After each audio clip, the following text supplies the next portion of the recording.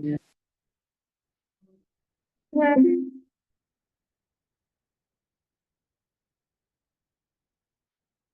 Good evening, everyone. Let's call our October 10th board meeting to order. First item up on the agenda, I entertain a motion for the approval of the agenda. So moved. Is there a second? Been moved by Chris and seconded by Kathy that we would approve the agenda as printed. Any discussion? Yes, there's a few things. Under minutes, should it say approval of August minutes, should it say approval of September minutes? Yep. Okay. No, you got it right. Okay, and then under treasurer's report, approval of September operating bills, not August. Yep.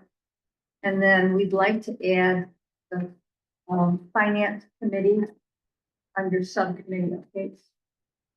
Have that. Yeah, That's on. You mean facilities? Yeah, I'm sorry. Oh, Facilities, okay. Okay, Thank you. thank you, Kathy. Any other discussion?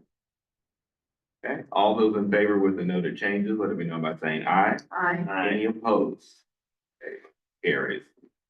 That will bring us to our audit presentation. The audit recently completed by Alan C. Young. We have Kelly here from Plant Moran who's going to walk us through the audit. Yes, And I'll turn it over to you.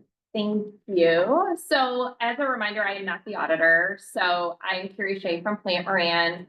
We do the accounting for the library, but as you mentioned, Alan C. Young is the audit firm that did the audit. I'm just going to share with you the results of that. As we go through the slides, which I apologize are not in your packet because I think Kelly and I both thought we sent them. And we didn't, but I can email them out to the board so you have them.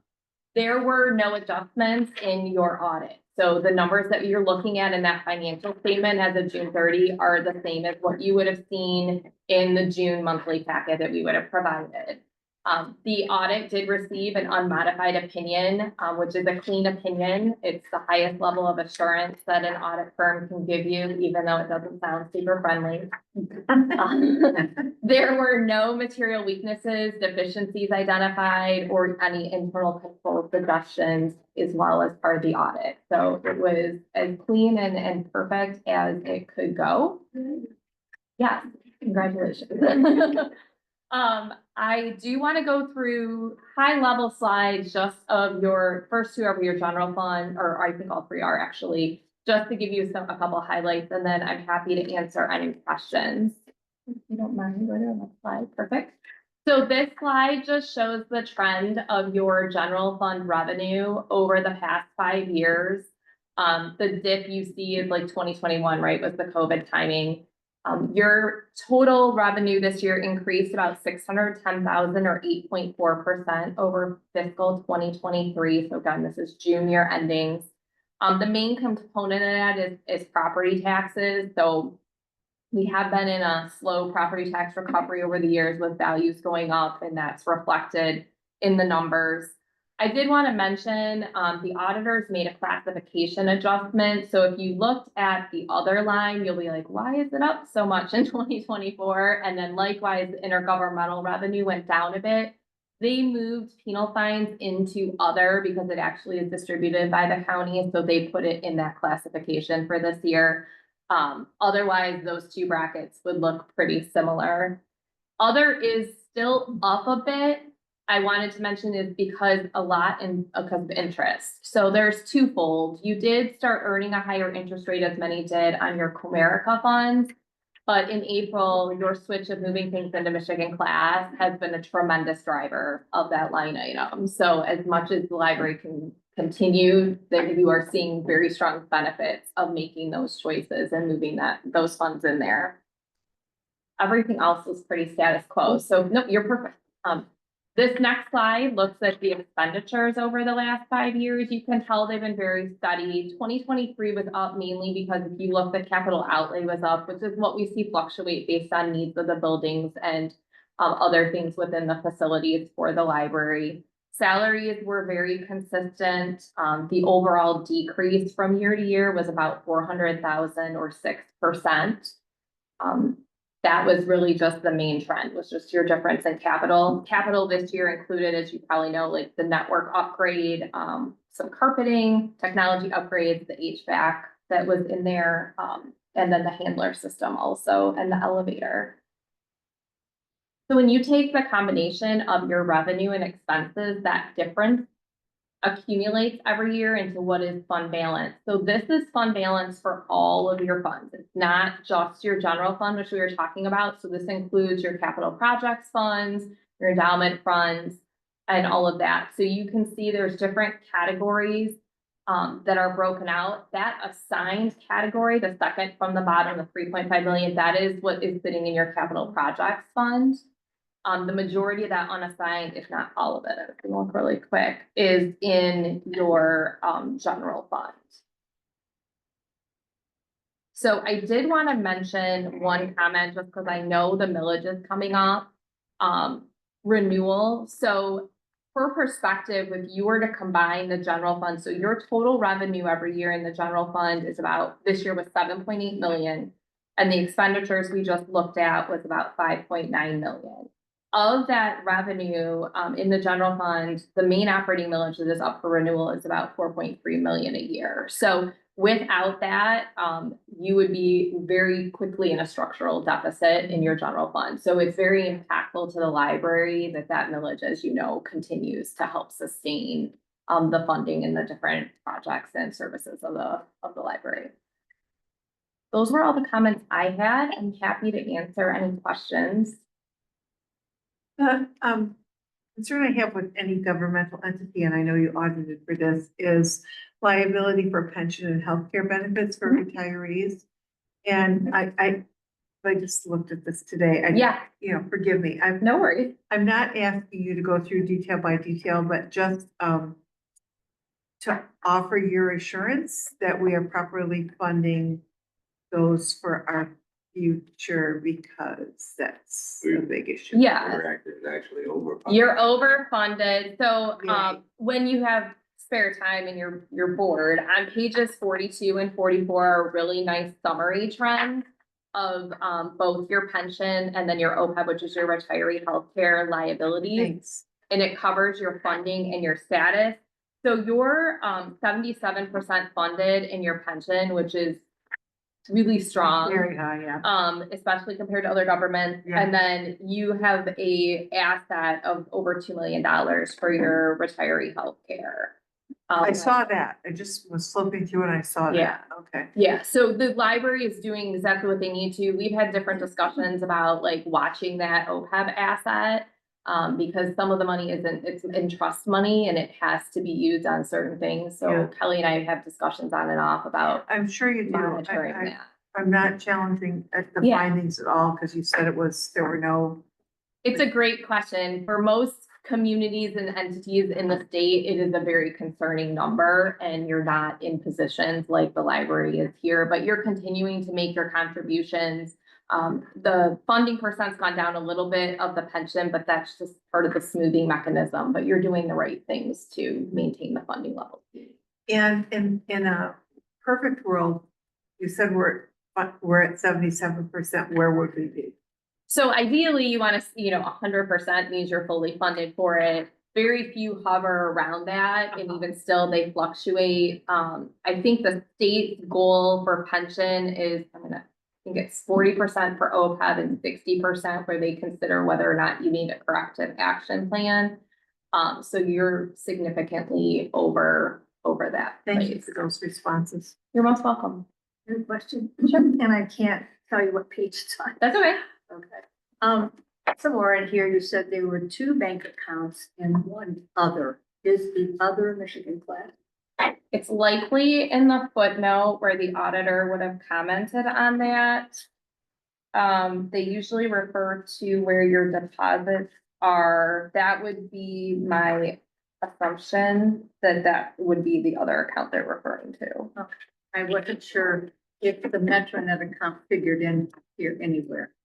No, the only time, they have a fiduciary fund, so they are included on page like 15 maybe.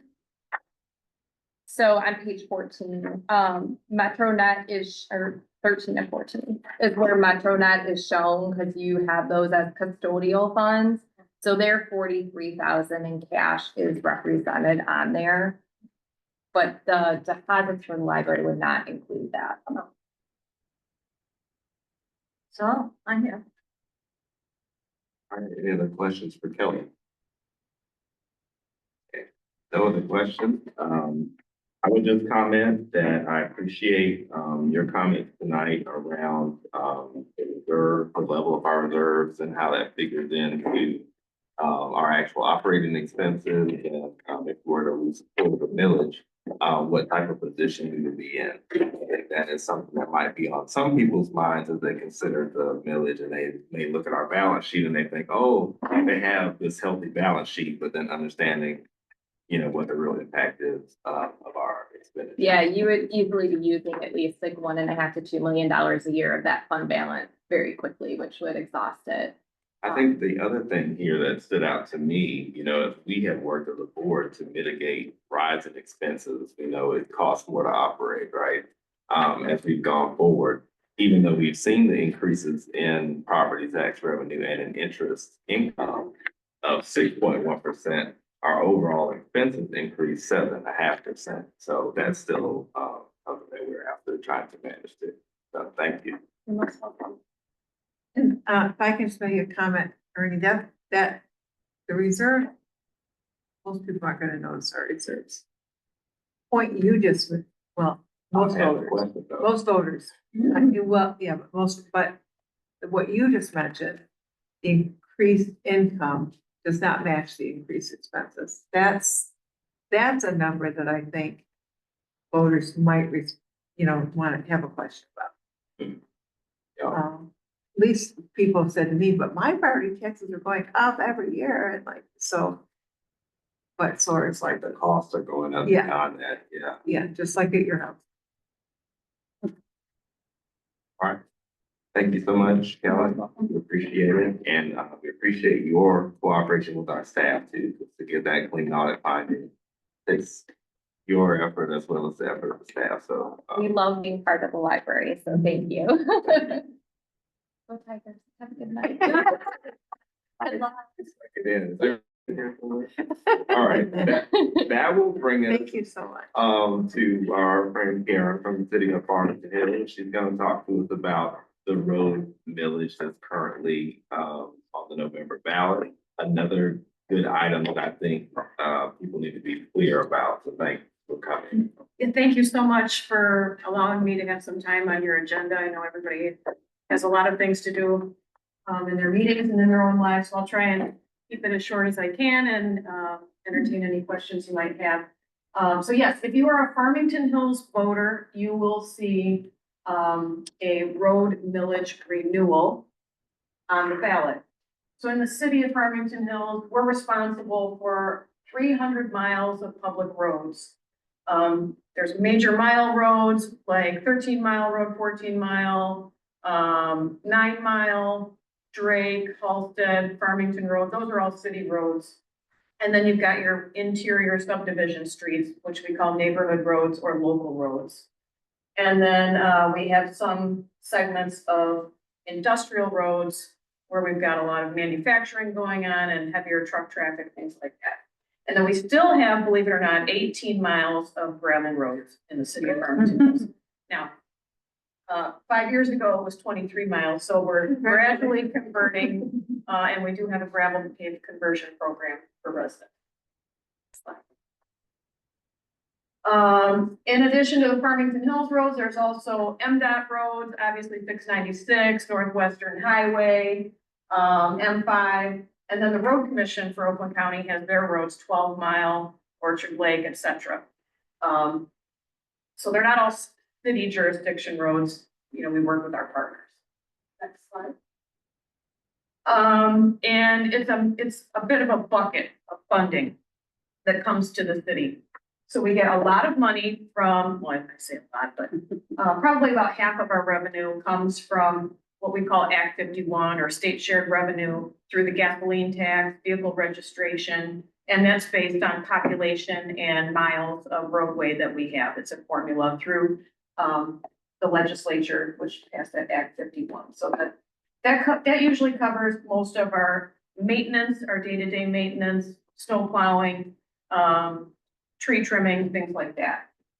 And then we try and get as many state and federal grants as we can. We try and be as competitive as we can for those. And oftentimes we do have one project each year that's funded by a federal grant. Last year it was Farmington Road from 12 mile to 13 mile. So we try and leverage those funds as much as we can to try and make our costs less. And then we have 2 millages in the city of Farmington Hills. In 2014, the voters passed a millage for 2 mills. And at that time, it covered major mile road reconstruction and then some preventative maintenance in our neighborhood streets and on other roadways. So that's like pothole patching and crack sealing, some small patches of concrete and asphalt. And then in 2018, that was the big millage. If you recall, if you lived in the city at that time, our charter, the city's charter said that neighborhood streets had to be reconstructed through special assessments.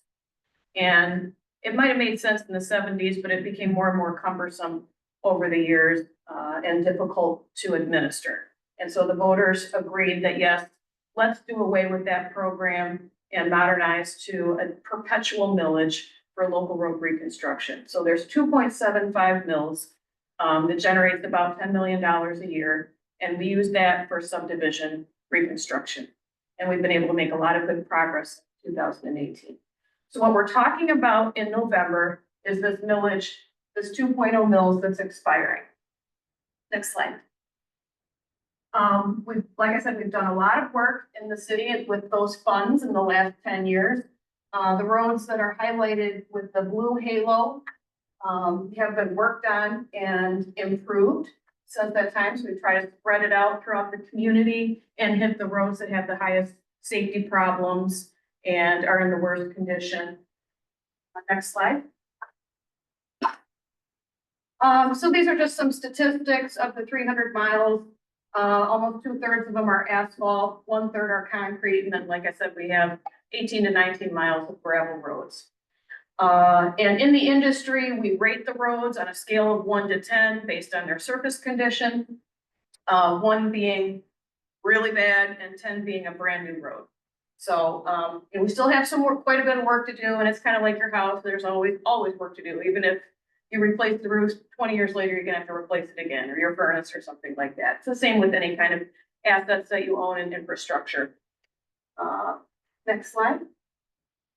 Again, these are the good, fair, poor roads, scale of 1 to 10, just displayed graphically. So the red roads are in poor, and then yellow or orange is fair. So still lots to do. I'm having a hard time differentiating, just Okay. point to a poor road for me, so I can Okay. see the colors. Sure. Anyone? Yeah. Okay, thank you. Yep, red, red, red. Green is good. And then this is the city of Farmington Hills. City of Farmington's in gray. Next slide.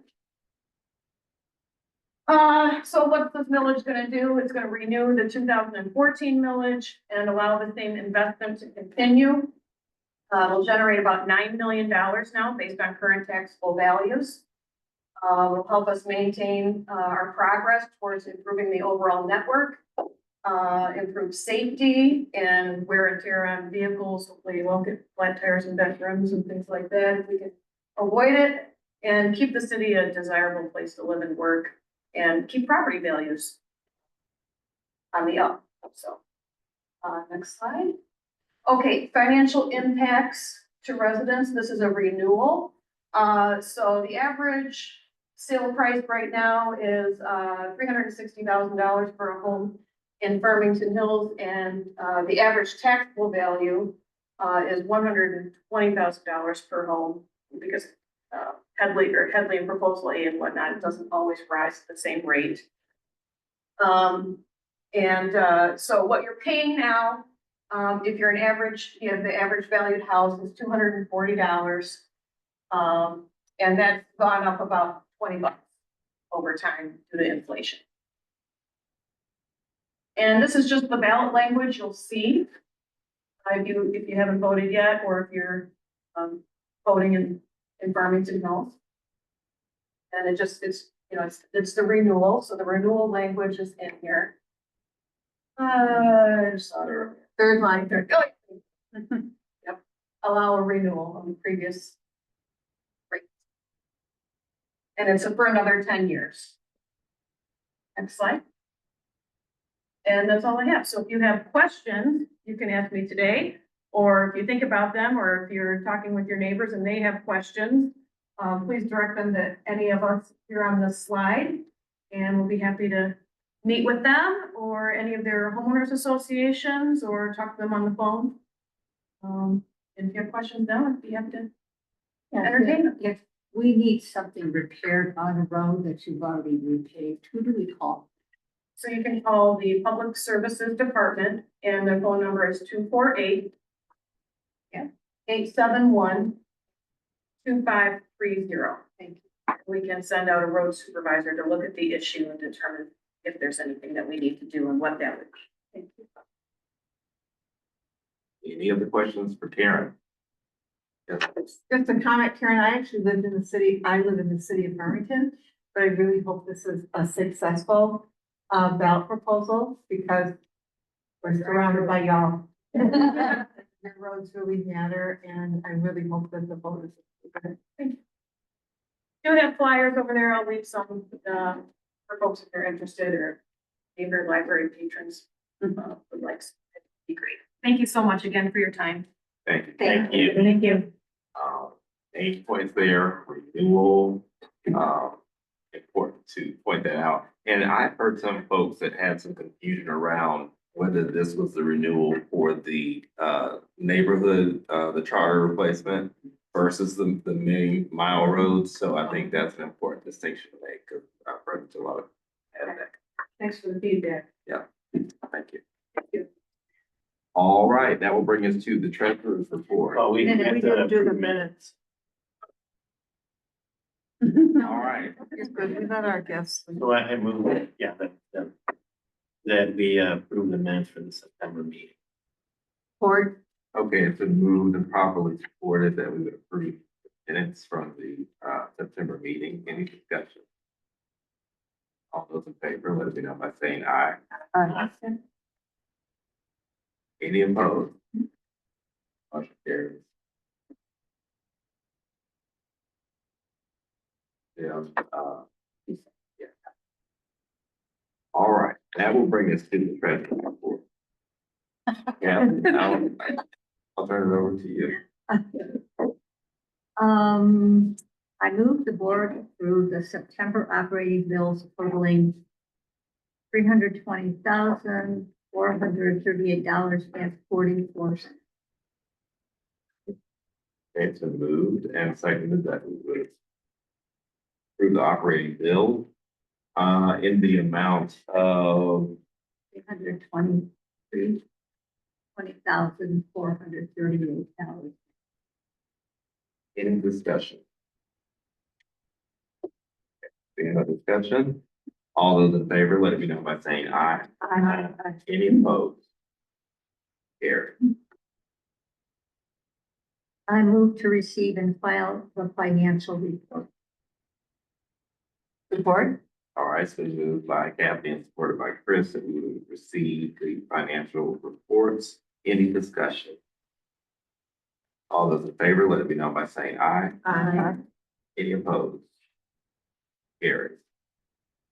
Okay, Kathy, any other items for the treasurer's report? No. Thank you. You're welcome. That will bring us to the Friends of the Library report, and I will turn it over to Stacey. Thank you, Ernie. So a couple of things, everybody. We were really happy to welcome our newest board member. His name is Mike Kassar. He's been a library patron since birth. He is from Farmington Hills and has lived here except for when he was at his undergrad at U of M. So he hasn't strayed very far. He's really great. We're very excited about having him, and hopefully he will decide to be a pretty active member, although he has 2 young kids. So I'm not sure how active anybody can be. He's in his 5. But we're super happy to have him. We've got a few more people on tap as well. The Harvest Moon Festival was really fun. We were pouring beer for it on Friday night, that night, and we were the only group to have tip jars, and we made a little over $300. And yeah, and one of the guys who had been hired to work it, it's like, oh, nobody else brought a tip jar. I'm like, okay, well, don't tell them. And we'll just bring them. And they had great labels on them. They did. They were fun. They were fun. So now they're sitting downstairs in Heather Hills at 12 Mile waiting for next year. So they are not at my house. Just FYI. We've got a couple of upcoming events. The book sale is the weekend that is the start of National Friends Week, which is the 18th through the 20th. National Friends Week starts the 20th. I don't know if anybody was interested in volunteering. Someone is. Somebody is. And I was gonna tell you, but like, Yeah. but I know I asked this at the last meeting. Also, other people could go to the website. There's a way to, is that true? Volunteer? Well, they can volunteer, when they donate. Well, that's what I'm wondering. Like, I didn't look, I meant to No, look, but like if there's somebody else. Well, can't you just email the Friends Board? You can email the friends Okay. board, yeah. So if somebody wanted to do that, that would be. Do good I as need, well. does the person I know need to do that in addition to telling you or? If it goes through the friends, it's nice because then Ashley has a contact and she can pass it Okay. along digitally I'll leave to it. Dawn and Bonnie. Okay. So that would be really lovely. And then I'll tell them. about you. Okay. Just trying to get Okay. Can I ask a quick question, Chris? Does that mean that in the names reversed, is that because we're sending it out that way, or do we need to like do we need to set our settings to send it out properly, or do people receiving it need to set their settings? So No, it has to do with the camera we're using. That we're using, right? So Yeah. can we do that? which is the owl. It's the owl, and the owl always does that. Okay. I think there's no setting on the instrument there's some itself. There buttons might here. be a setting in the software. But I don't know, I don't wanna touch any of You that. don't touch it. Yeah. Maybe back. Yeah, next time. Chris, I wouldn't. Airma is Okay. a really good word. Airma is a great name. That's your name backwards. Airma. Emma. Arrow. Yeah. But we had this problem where I used to work before for a long time, and then somebody figured it out, but you gotta fix it in the app. You can't fix it on the instrument. Okay. Someone on for upper. I'm ready. Sorry, sidebar. And then the author event is Monday, the 21st, and that's Viola Shipman / Wade Rouse, who is locally associated with Michigan. He has a house on the west coast of the state, west side of the state, I think. And so that is mostly like librarian led. The friends give money, and and that's really great because I don't have particularly dog in that fight because nobody I want to speak with would anybody else would want to listen to. So, I mean, maybe a few. We'd be, 2 weirdos sitting in a room listening to our favorite science fiction author, basically. So. Be good friends podcast. So those things are coming up that we're like directly sponsoring. One of the things that we're working on is a membership letter, and we have decided that having this membership letter go out as a renewal toward Thanksgiving, we were thinking about how the election generates a lot of, it generates a lot of intensity and takes up a lot of air in the room. So we wanted to have that passed before we sent it out. This is also the 70th anniversary of the founding of the Farmington Friends of the Library. So we'll do something that is related to it as well. Yeah, I thought so as well. We're also looking at a new citywide campaign where we do not send out the very heavy duty mailer because the costs are really like astronomical. So we're trying to look at how we can reduce costs for that. And we're thinking of we're thinking of a postcard, and I know I've talked about this again, but our numbers for like donating through the portal are about 20% versus 80% of what people like to fill out the card and either give it to us or send it in. It's been fairly hairy at work and with the, the millage campaign and things like that. So at 12 Mile and at Farmington, I would like to set up Friends banners that highlight things that the Friends do so that there's a little bit more passive display of information about that. We have given a lot of money to the library, so we're looking to rebuild our coffers. So I'm looking at having more people do the book sale and sort of spread the love around so that we have more people who can do things on a daily basis. I've got some folks who are doing sorting of the donations and then like marketing on the shelves, both at the 12 Mile location and here at the Liberty Street location as well. So we're pretty hopeful about that. We brought in it's close to $30,000. I think if you look at a particular year, what the calendar year is, more like fiscal year. And I would really like to bump that up. And I think online sales are going to hit that as well. One of the things that we have noticed is that when we did the Giving Day campaign, when we had the library of things, it attracted a great deal of attention, and we were able to get a lot of really good equipment for the library that the patrons really liked. When we did the Library Giving Day in April, less so, but that was for the Seed Library. And I think that the folks who are donating, our current donor base right now, really likes things for adults.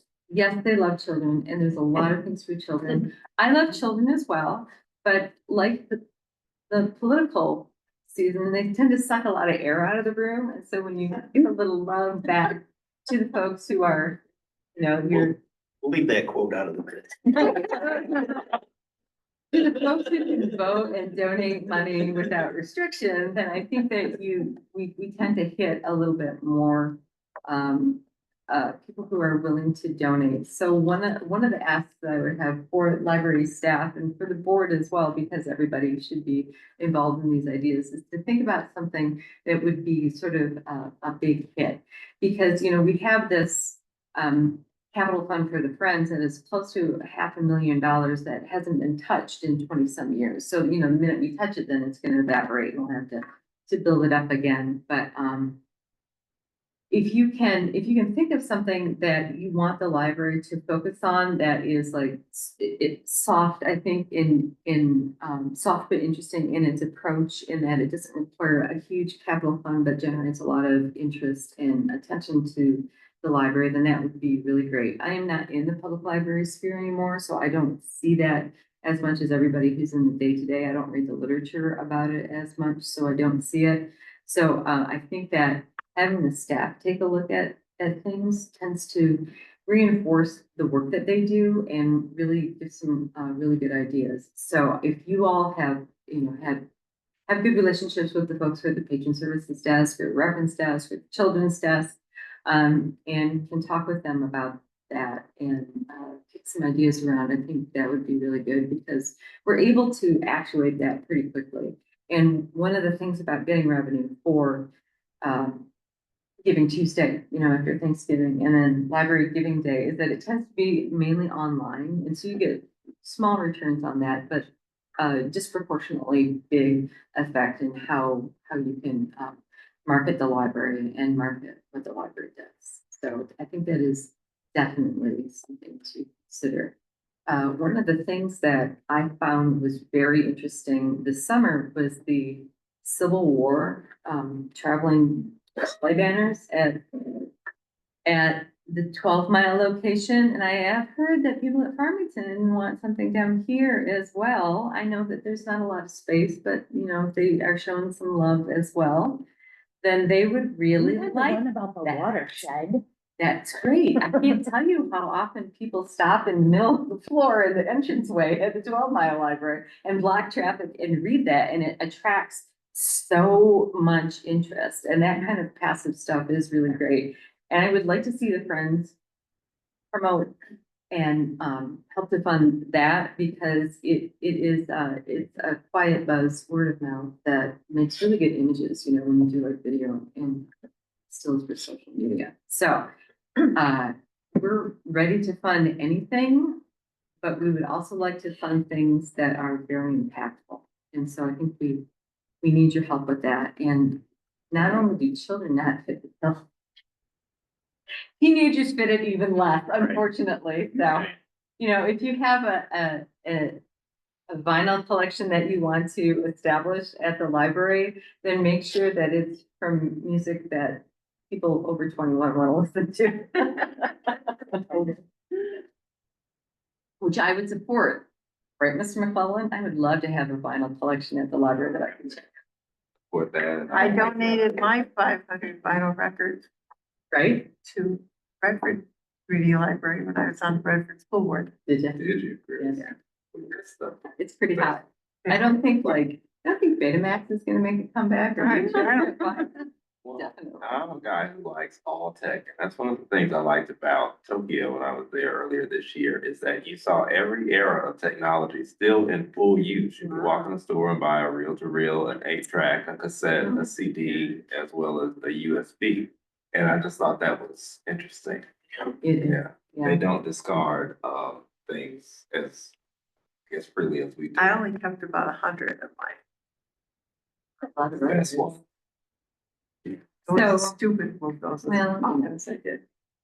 So, things like that would be really good, and there's a surprising number of people who come up to the folks who are working the book sale and say, oh yeah, I just love buying like CDs, I love having it, or I love buying a record, or I like having a thing because then I own it. And the way that digital rights management is going, if you have a digital copy, you might not own it, right? Or it could be recalled at any time, and I don't quite think that people realize that corporations aren't in it for your well-being necessarily. Yeah, for the and once your ship. subscriptions out. Yeah, that's something different. Thank you, Stacy. Any questions for Stacy? Okay. That will bring us to the director's report. So Kelly, I will turn it over to you. Okay, so, we have 2 bids out. One's for the roof. The site visit was yesterday. And, the cleaning company bid went posted on October 1st, so, and that runs through October 31st, I believe, correct? So, site visits are required. So, we'll waiting to see, and if you recall, MCD Repair at CLEC is the one that is running the roofing bid, so they're handling all aspects of that.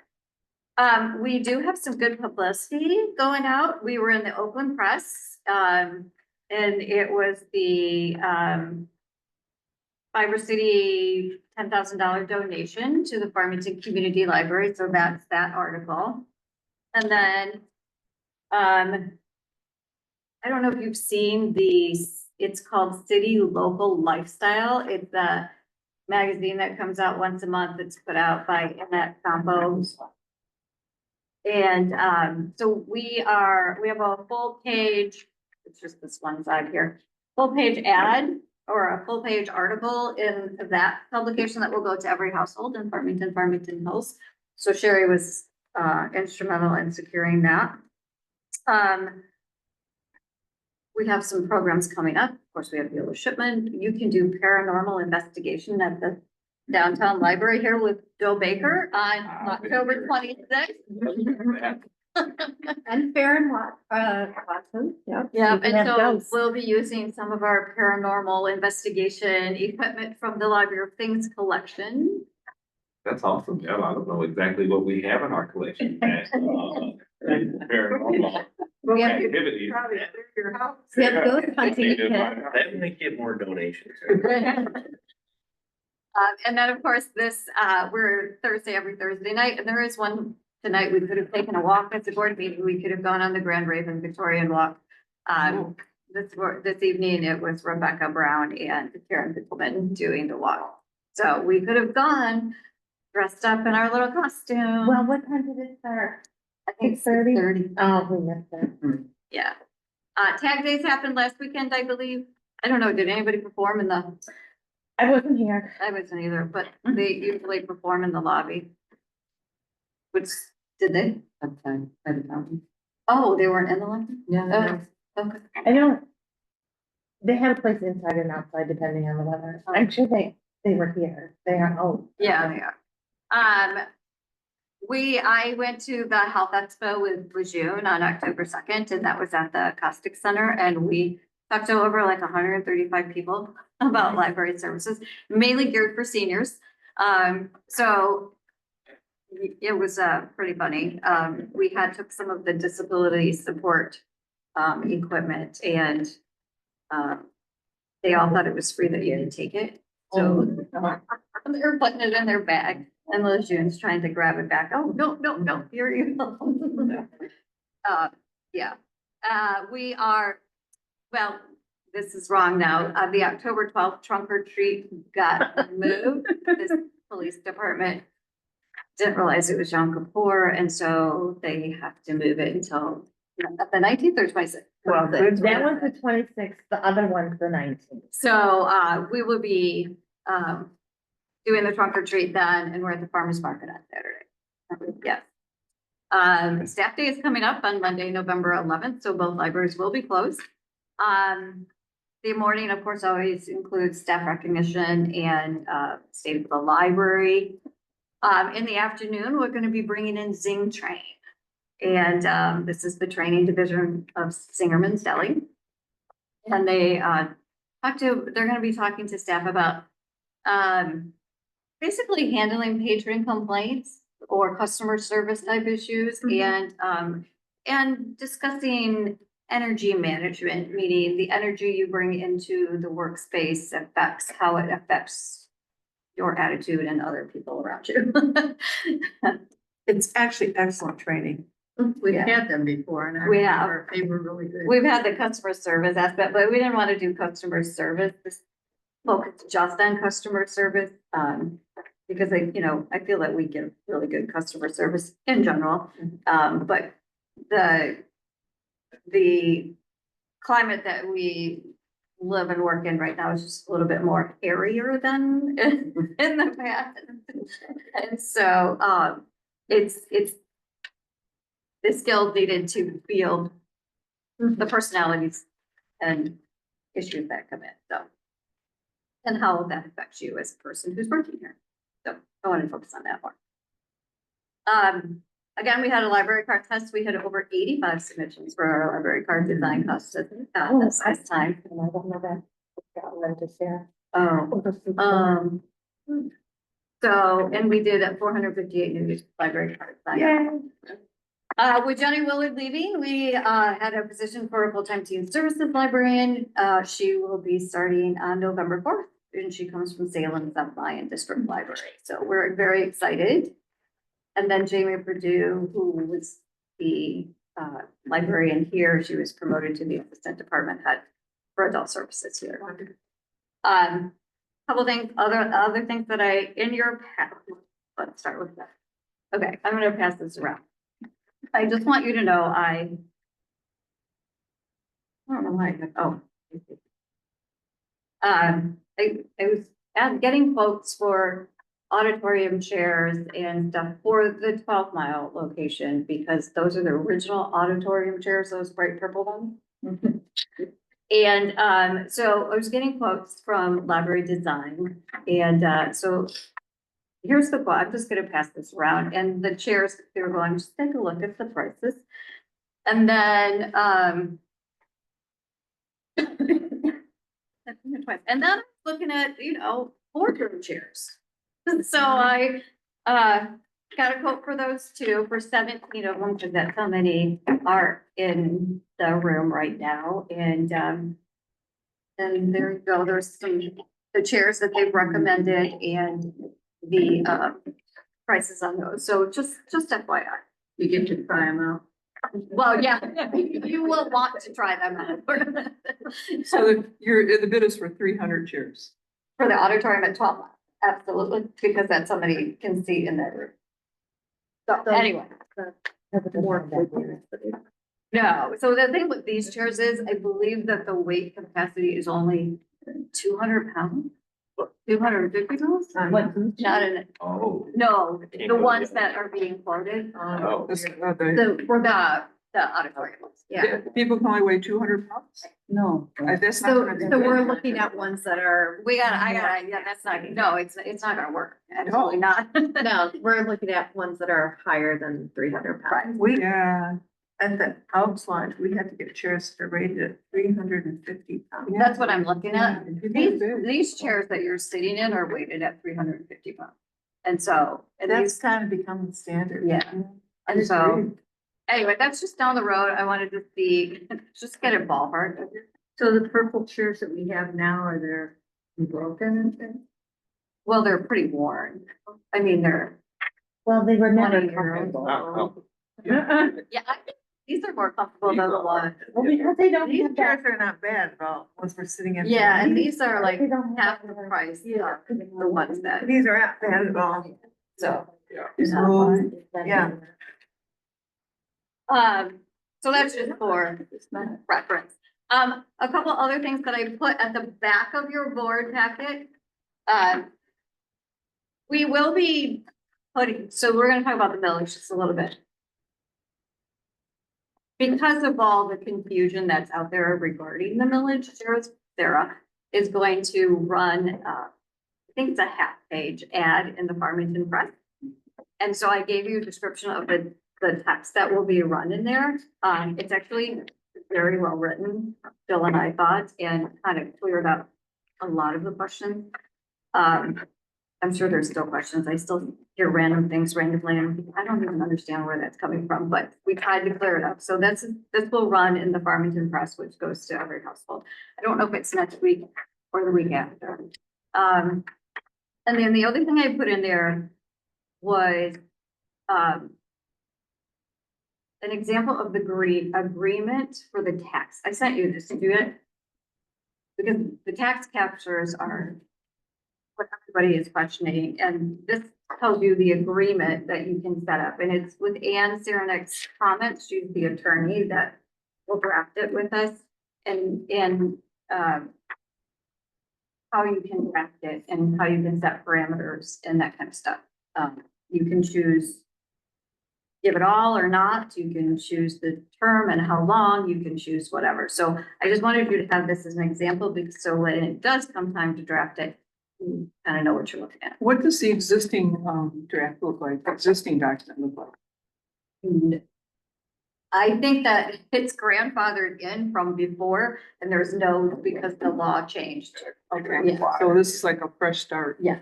So because we're renewing this one, we have to start anew. Would be nice to know the numbers of the old, what we were giving them in the past. Well, it's everything. I mean, there's no numbers. There's no numbers. We share completely everything. No, they take whatever increment they get from it. And, but you can say, I think you can say you can take half of that. You can say, we'll assess every year. Just in case their budget goes into a thing and you don't want to give that money away anymore. So you have the opportunity to then to say, I'm going to assess every year. I'm going to assess every 5 years. And then if you feel that you don't want to assess after the end of the year or the fifth year, you can back out. Yeah, and I think, Kelly, if I'm correct, the total amount that's going to captures is less than 1% of total operating budget. The DDA itself, the total amount of captures, yes. Well, less than 1% of the millage captured, not the total operating budget. And then the DDA capture in particular is like 4%. And then like the Grand River corridor is 0.014%, something like that. I mean, they're very small.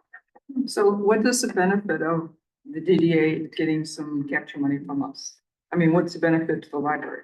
The benefit, because we are in the DDA, they do stuff around the buildings, like the outside of the buildings, like the lampposts and stuff. They will take care of that. There's training opportunities, there's publicity, there's partnerships, there's all kinds of stuff that we benefit from. So if you remember, Sharon, we did vote on this as a vote to allow to do this again, to agree to give up to the DDA. And that's what we said, is we want to be a good community member, part of that area covered by the DDA. And if you read the language in here, Sarah has put in here, comments can be submitted because there's so many comments. And I think for transparency, they, you know, you should be hearing what those comments are and a way for them to express their comments rather than expressing them right now. So more of a listening type of thing. Appreciate that. Appreciate the kind of, on the fly dynamic response to what's going on. And this text is what's gonna be, And the ad, okay, in the ad, and it's at what reading level? Cause I'm having a hard time. oh, it's half a page. At what reading level? Oh, Grade oh, level. oh, I Grade don't know. Yeah, I don't. Like the target voters, it should be at, I think, sixth grade Fourth. or fourth. It's now Is fourth it now grade. fourth? It was sixth the last time I checked. Oh, so we're getting. These are long sentences with big Mhm. words. You know, the rule in journalism, you only read the first line of the article. Right, and then first line's lost because, yeah, Farmington and Farmington Hills voters will be asked to consider a 20-year renewal of the Farmington Community Library summer millage. That's like an 8th or 9th grade stuff. Well, I Just don't. something for the future. Yeah, I don't, yeah, I we don't know only if we can change it do- now. 'Cause she might No, have had to it's too submit late. it. We can Yeah. only do what we Yeah. can do, but thank you for doing this. Yeah. It was not, it was meant to be more of a like, Mhm. than a criticism. because Right, no, I get it. I'm not the one who has to follow this, and I appreciate that you're on top of it. I think that's it. Any questions? Any questions for Kelly? Thank you very much. You're welcome. That will take us to unfinished business. I believe we have unfinished business. That will bring us to subcommittee updates. And so first up is the finance committee.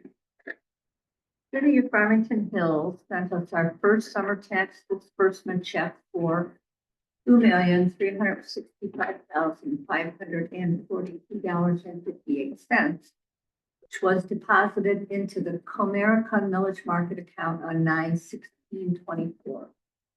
Transferred that amount into the Michigan Flat FCL Millage sub account on 9/25.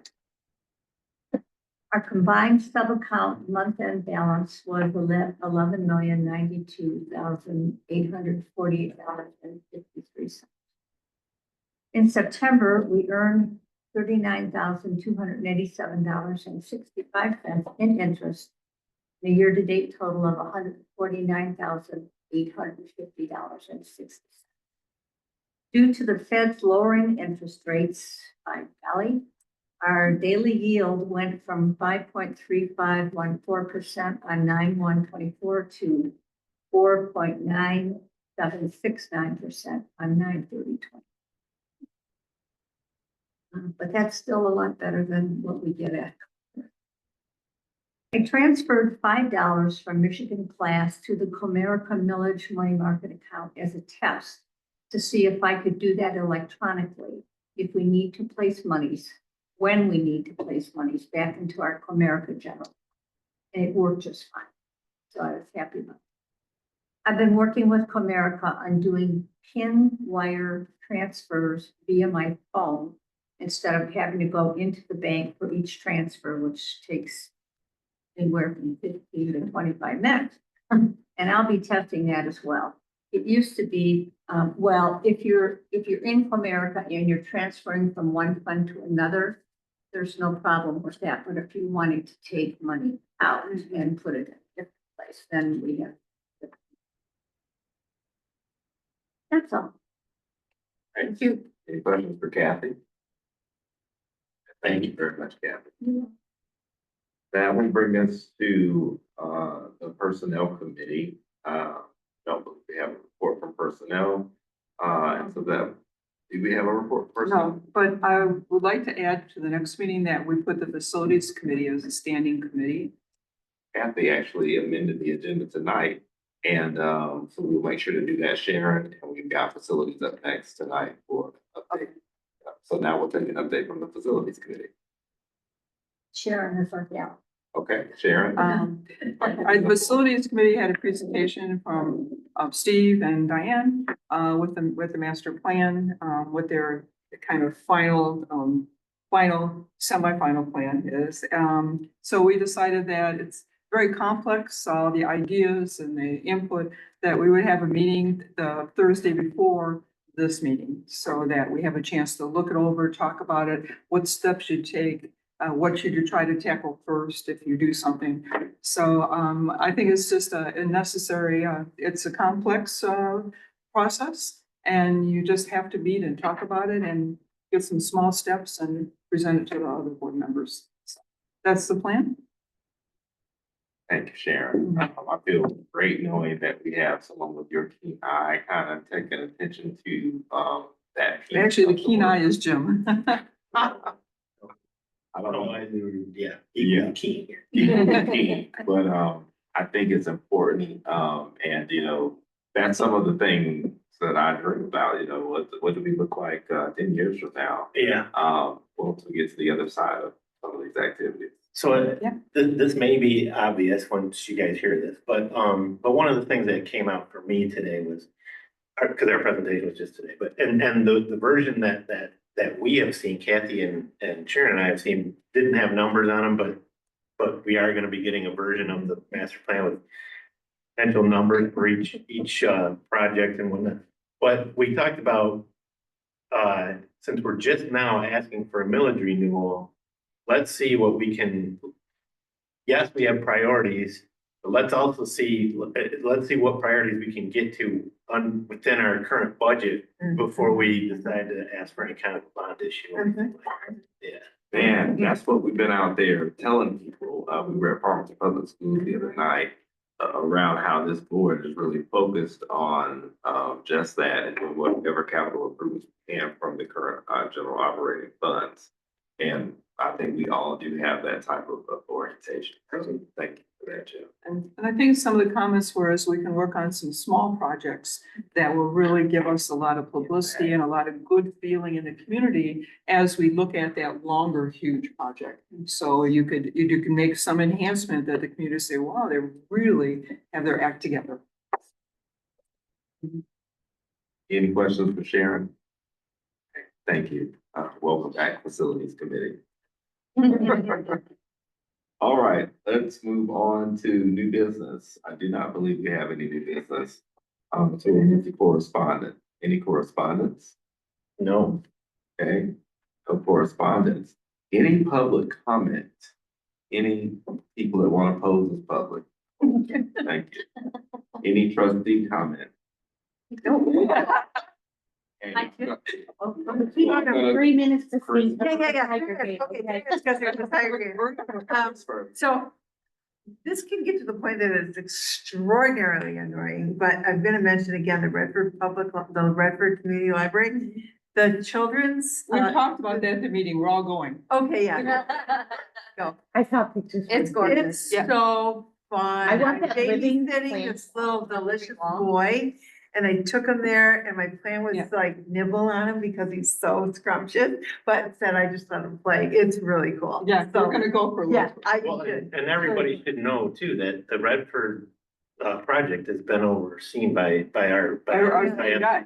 Yeah, Yeah. yep. And they were very successful in getting their bond passed. So Really in a comfortable with much it. lower income community. So anyway, yeah, go see. It's fun. It's I'm gonna fun. tell you, anything that brings that much joy is something that is a must see. Yeah. And so if you guys do a tour, I'd love to join it. Because I know you'll probably go by. Steve said he would take you on the tour. Okay, well, let's do it. Yeah, it's really cool.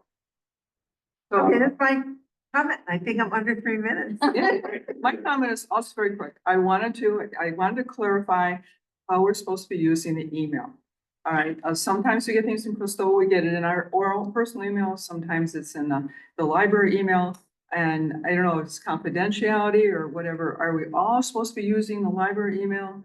Do I use your personal email? I'm connected to it. Well, no, but Crystal sends the Oh. minutes out in personal. I get it both ways and I'm really grateful to get it. both Because ways. it was so much like, oh, don't use my library one, use my personal one. So Yeah. I just send it to both. Yeah, Like, thank to you. cut down on confusion, I will tell you you. get it on both. I will tell you, Sharon, when we instituted the emails, I think at that time, there was some concern around just having a uniform presentation when you're communicating Yeah. on behalf of the library, I think is the biggest issue. So I would say when you're communicating on behalf of the library is the main time you want to use that email. And of course, if you're emailing staff and such, it's probably easy and reliable for them to get them because they're in the directory.